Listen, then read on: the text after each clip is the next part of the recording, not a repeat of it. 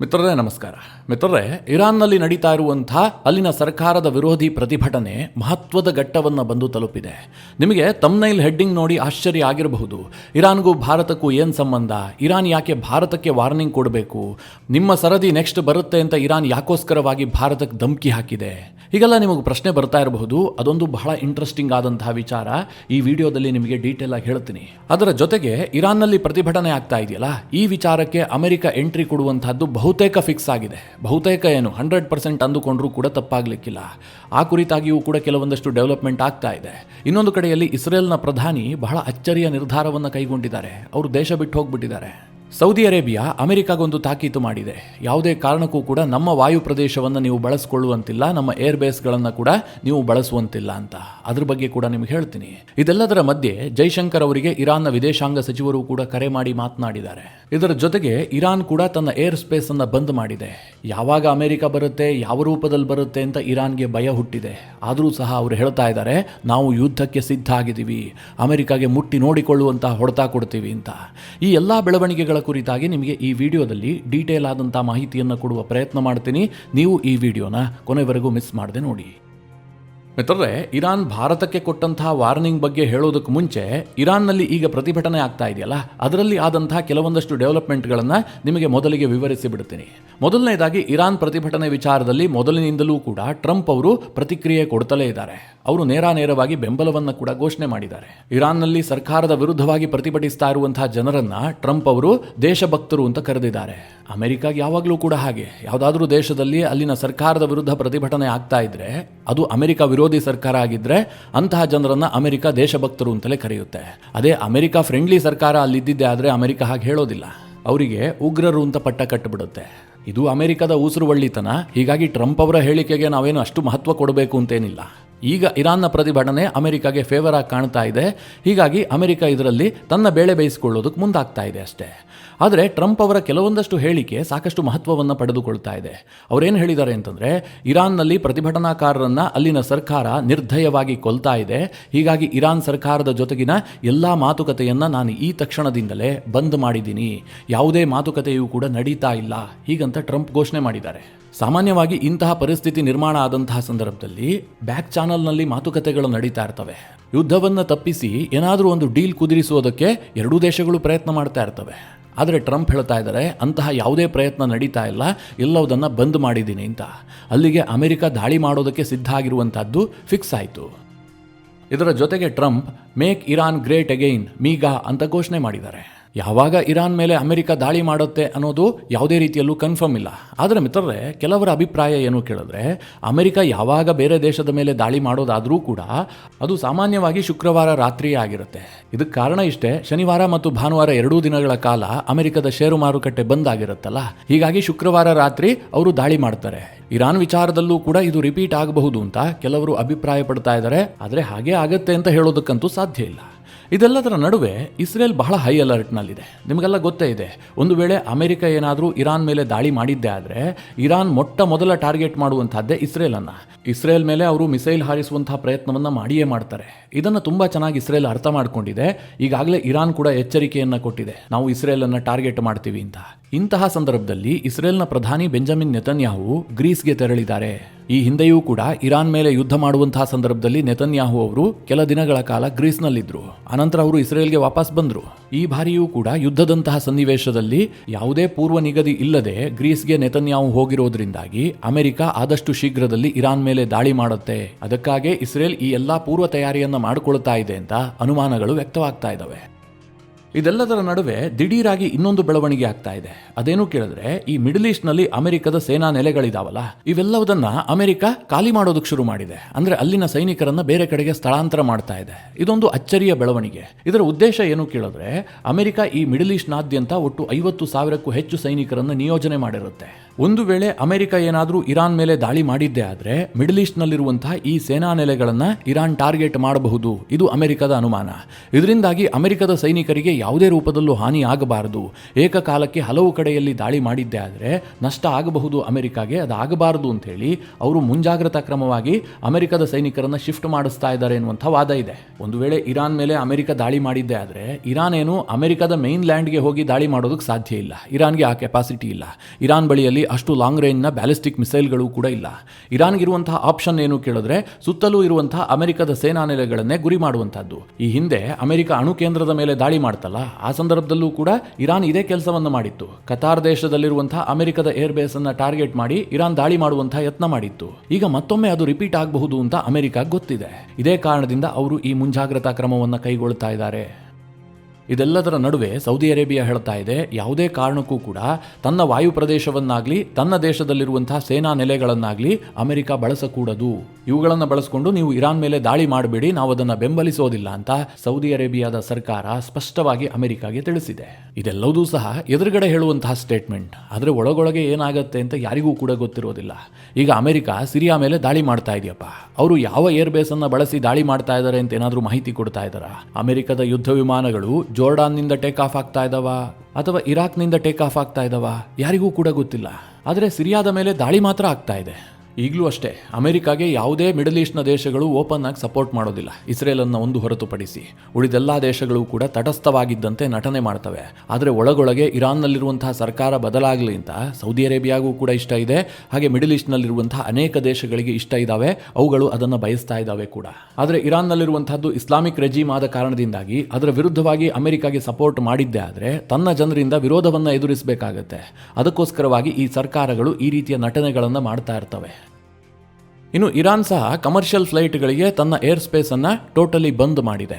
ಅಮೆರಿಕದ ದಾಳಿಯ ಭೀತಿ ಇರುವ ಕಾರಣದಿಂದಾಗಿ ಇರಾನ್ ಸರ್ಕಾರ ಈ ಕ್ರಮವನ್ನು ಕೈಗೊಂಡಿದೆ. ಇದರಿಂದಾಗಿ ಭಾರತದಿಂದ ಯುರೋಪ್ಗೆ ಹೋಗುವಂತಹ ಅನೇಕ ವಿಮಾನಗಳ ಪ್ರಯಾಣದ ಅವಧಿಯಲ್ಲೂ ಕೂಡ ಸಾಕಷ್ಟು ವಿಳಂಬ ಆಗ್ತಾ ಇದೆ. ಏರ್ ಇಂಡಿಯಾ ಈಗಾಗಲೇ ತನ್ನ ಪ್ರಯಾಣಿಕರಿಗೆ ಈ ಬಗ್ಗೆ ಸೂಚನೆಯನ್ನು ಕೂಡ ಕೊಟ್ಟಿದೆ. ಇದೆಲ್ಲದರ ನಡುವೆ ನಿಮಗೆಲ್ಲ ಗೊತ್ತಿರಬಹುದು, ಭಾರತ ಈಗಾಗಲೇ ಇರಾನ್ನಲ್ಲಿರುವಂತಹ ತನ್ನ ಪ್ರಜೆಗಳಿಗೆ ಒಂದು ಅಡ್ವೈಸರಿಯನ್ನು ರಿಲೀಸ್ ಮಾಡಿದೆ.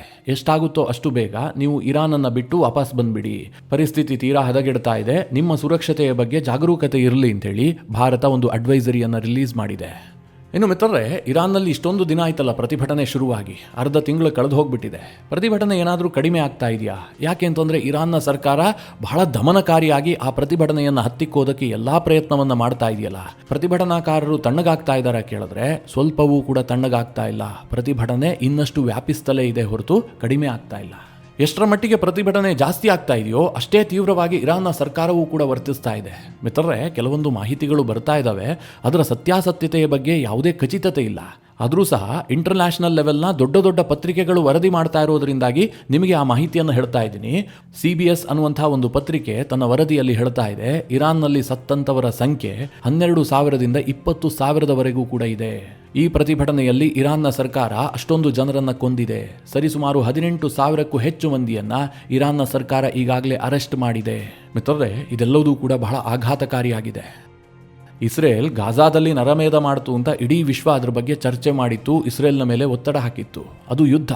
ಇಲ್ಲಿ ಮಿತ್ರರೇ, ಇರಾನ್ನಲ್ಲಿ ಅಲ್ಲಿನ ಸರ್ಕಾರದ ವಿರುದ್ಧ ಜನ ಪ್ರತಿಭಟನೆ ಮಾಡ್ತಾ ಇರೋದು. ಆ ಪ್ರತಿಭಟನಾಕಾರರನ್ನ ನಿರ್ದಯವಾಗಿ ಇರಾನ್ನ ಸರ್ಕಾರ ಹತ್ಯೆ ಮಾಡ್ತಾ ಇದೆ ಅಂತಂದ್ರೆ, ಕೇವಲ ಒಂದು ವಾರದ ಅವಧಿಯಲ್ಲಿ 20,000 ಜನರನ್ನ ಹತ್ಯೆ ಮಾಡುತ್ತೆ ಅಂತಂದ್ರೆ ಊಹೆ ಮಾಡೋದಕ್ಕಾದ್ರೂ ಸಾಧ್ಯ ಇದೆಯಾ? ಈಗ ಇರಾನ್ನಲ್ಲಿ 12,000ದಿಂದ 20,000ದವರೆಗೆ ಜನ ಸತ್ತಿದ್ದಾರೆ ಎನ್ನುವಂತಹ ವರದಿಯನ್ನ ಟೋಟಲಿ ತಳ್ಳಿ ಹಾಕೋದಕ್ಕೆ ಸಾಧ್ಯ ಇಲ್ಲ. ಯಾಕೆ ಕೇಳಿದ್ರೆ ಅಧಿಕೃತವಾಗಿ ಇರಾನ್ನಲ್ಲಿ ಸತ್ತಂತವರ ಸಂಖ್ಯೆ 3,000ವನ್ನು ದಾಟಿದೆ.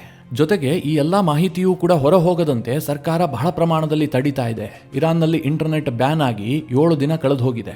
ಹೀಗಾಗಿ ಬರ್ತಾ ಇರುವಂತಹ ಯಾವುದೇ ಸುದ್ದಿಯನ್ನು ಕೂಡ ನೀವು ಟೋಟಲಿ ಡಿನೈ ಮಾಡೋದಕ್ಕೆ ಸಾಧ್ಯ ಇಲ್ಲ. ಇನ್ನೊಂದು ಕಡೆಯಲ್ಲಿ ಇರಾನ್ನ ಸರ್ಕಾರ ಎಂತಹ ಹೇಸಿಗೆ ಕೆಲಸ ಮಾಡ್ತಾ ಇದೆ ಕೇಳಿದ್ರೆ ನಗಬೇಕೋ ಅಳಬೇಕೋ ಗೊತ್ತಾಗೋದಿಲ್ಲ. ಇರಾನ್ನಲ್ಲಿ ಈ ಪ್ರತಿಭಟನೆ ಆಯ್ತಲ್ಲ, ಈ ಪ್ರತಿಭಟನೆಯಲ್ಲಿ 100ಕ್ಕೂ ಹೆಚ್ಚು ಅಲ್ಲಿನ ಆಫೀಸರ್ಗಳು ಸತ್ತು ಹೋಗಿದ್ದಾರೆ. ಅಂದ್ರೆ ಸರ್ಕಾರಿ ಅಧಿಕಾರಿಗಳು, ಭದ್ರತಾ ಸಿಬ್ಬಂದಿಗಳು. ಹಾಗೆ ಸತ್ತಿರುವಂತಹ ಇರಾನ್ನ ಸರ್ಕಾರಿ ಅಧಿಕಾರಿಗಳು ಮತ್ತು ಭದ್ರತಾ ಸಿಬ್ಬಂದಿಗಳ ಶವಯಾತ್ರೆಯನ್ನ ಬಹಳ ಅದ್ದೂರಿಯಾಗಿ ಮಾಡ್ತಾ ಇದ್ದಾರೆ. ಅದಕ್ಕೆ ಮೀಡಿಯಾದಲ್ಲಿ ದೊಡ್ಡ ಮಟ್ಟಿನ ಕವರೇಜ್ ಅನ್ನ ಕೊಡ್ತಾ ಇದ್ದಾರೆ. ಅಂದ್ರೆ ಜಗತ್ತಿಗೆ ಈ ವಿಚಾರ ರೀಚ್ ಆಗಬೇಕು.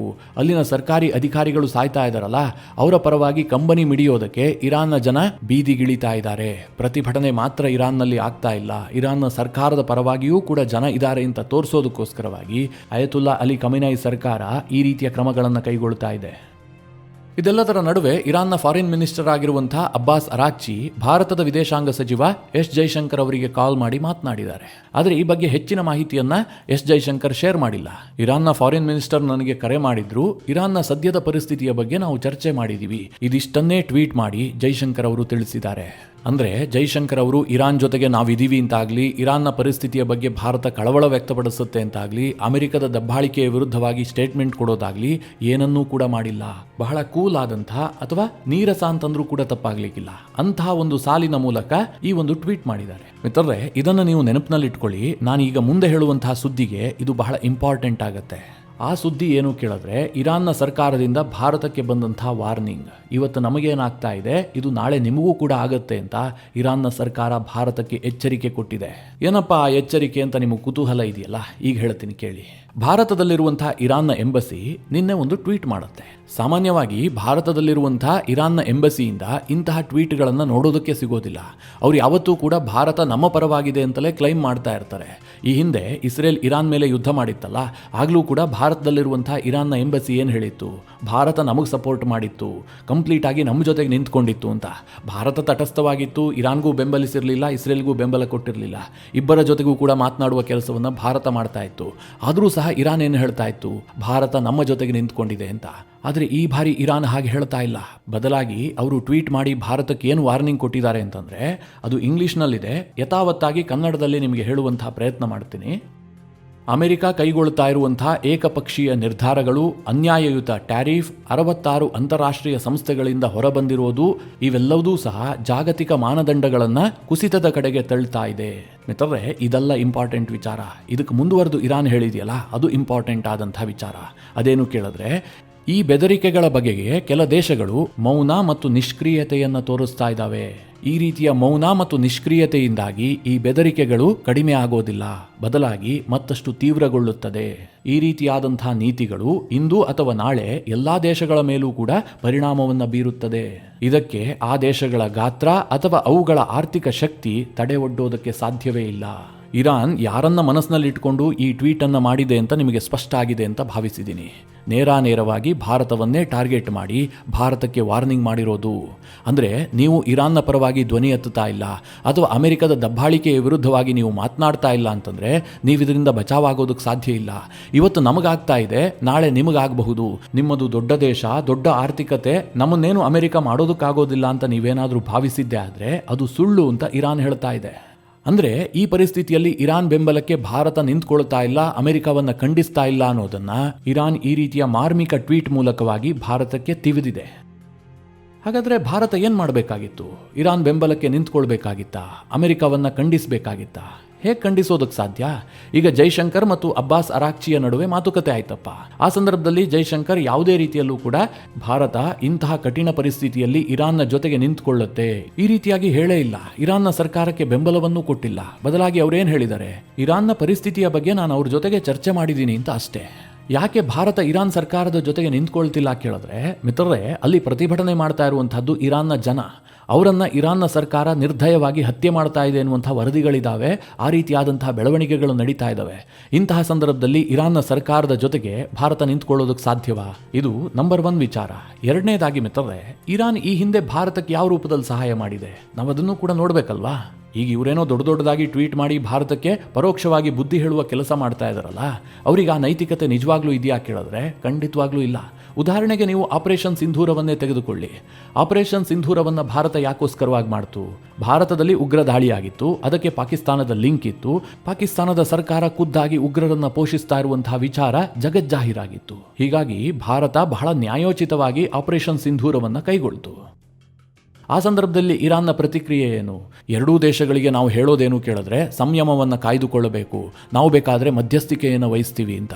ಇರಾನ್ ಎಲ್ಲೂ ಕೂಡ ಭಾರತದ ಪರವಾಗಿ ಕ್ಲಿಯರ್ ಸ್ಟ್ಯಾಂಡನ್ನು ತೆಗೆದುಕೊಂಡೇ ಇಲ್ಲ. ಭಾರತಕ್ಕೆ ನಾವು ಬೆಂಬಲ ಕೊಡ್ತೀವಿ, ಉಗ್ರವಾದದ ವಿರುದ್ಧವಾಗಿ ನಾವು ಇದ್ದೀವಿ ಅಂತ ಅವರು ಹೇಳೇ ಇಲ್ಲ.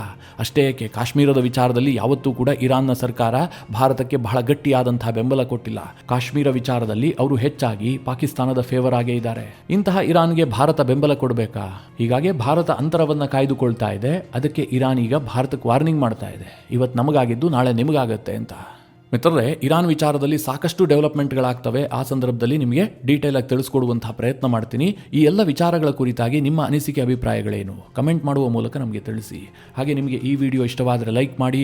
ಜೊತೆಗೆ ನೀವಿನ್ನೂ ನಿಮ್ಮ ನೆಚ್ಚಿನ ಸಂಸ್ಕಾರ ಸೌರಭ ಯೂಟ್ಯೂಬ್ ಚಾನಲ್ನ ಸಬ್ಸ್ಕ್ರೈಬ್ ಮಾಡಿಲ್ಲ ಅಂತಾದರೆ ಈ ಕೂಡಲೇ ಸಬ್ಸ್ಕ್ರೈಬ್ ಮಾಡಿ. ಮುಂದಿನ ಎಲ್ಲ ಅಪ್ಡೇಟ್ಗಳ ನೋಟಿಫಿಕೇಷನ್ಗಾಗಿ ಬೆಲ್ ಐಕಾನ್ ಒತ್ತಿ.